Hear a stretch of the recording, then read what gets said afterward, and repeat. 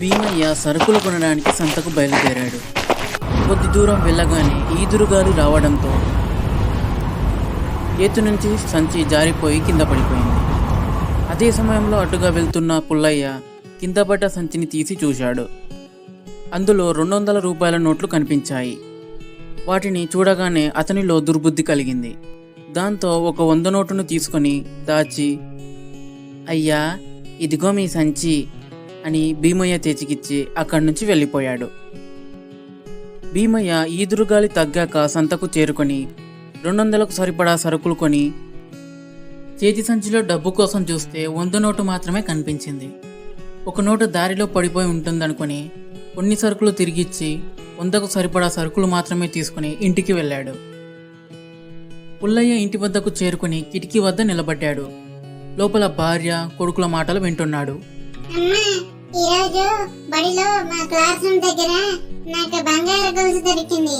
దానిని మా సార్కి ఇచ్చిన తర్వాత తెలుగు పాఠం చెప్పే సార్ వచ్చి, రవి ఆ గొలుసు ఆయమ్మది, దానిని నిజాయితీతో నాకు ఇవ్వడం గొప్ప విషయం, ఇందుకు నిన్ను అభినందిస్తున్నాను అని నాకు పెన్ను గిఫ్ట్ గా ఇచ్చారు.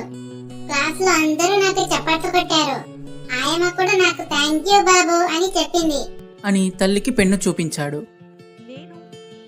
మీ నాన్న చెప్పే మాటలు వింటున్నావు కాబట్టి నీలో మంచి చెయ్యాలనే ఆసక్తి వచ్చింది అని సీతమ్మ అన్నది. అమ్మా, రేపు నా బర్త్డే కదా, నాన్న నాకు స్వీట్లు బొమ్మలు తెస్తారా అన్నాడు రవి. హా, స్వీట్లు బొమ్మలు తీసుకొస్తారు అని సీతమ్మ అన్నది.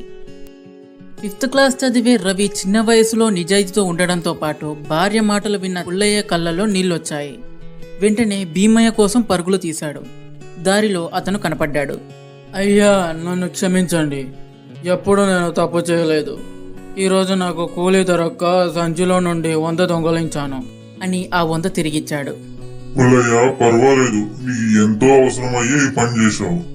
అయినా నాకు ఈ మధ్య కళ్ళు సరిగా కనిపించట్లేదు. ఇదిగో ఈ సంచి తీసుకొని నన్ను మా ఇంటి వద్దకు తీసుకొని వెళ్ళు. నువ్వు పని చేసినట్టు ఉంటది, ఆ పనికి నేను డబ్బు ఇచ్చినట్టు ఉంటది అని భీమయ్య చెప్పాడు. పుల్లయ్య భీమయ్యను ఇంటి దగ్గర చేర్చి సంతకు వెళ్ళి కొన్ని స్వీట్లు బొమ్మలు కొని సంతోషంగా ఇంటికి వెళ్ళాడు. రవి బడిలో జరిగిన సంఘటన నాన్న కూడా చెప్పాడు. పుల్లయ్య ఇంతకు ముందు విననట్టు, మా బాబు బంగారం, ఇలానే మంచిగా ఉండాలి. ఈ వీడియో నచ్చిందా? అయితే లైక్ చేసి షేర్ చేయండి. మరిన్ని మంచి కథల కోసం మా ఛానల్ ని సబ్స్క్రైబ్ చేసుకోండి.